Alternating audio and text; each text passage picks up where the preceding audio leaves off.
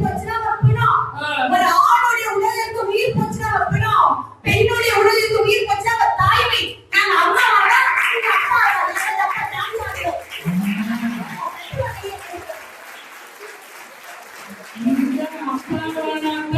அப்பா அப்பா இல்லாம 10 வருஷத்துல 10 ஜென்மமானாலும் அப்பா ஆப்பையா கணவன் இருந்தாதான் குழந்தை பெற்றுக்கலாம்ன்றதுலாம் அதிகபட்சம் அப்ப.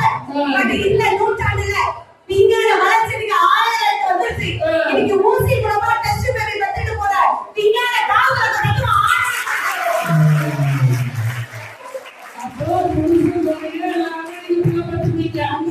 ஊசி மூலமா புள்ள பெற்றுக்கலாம்.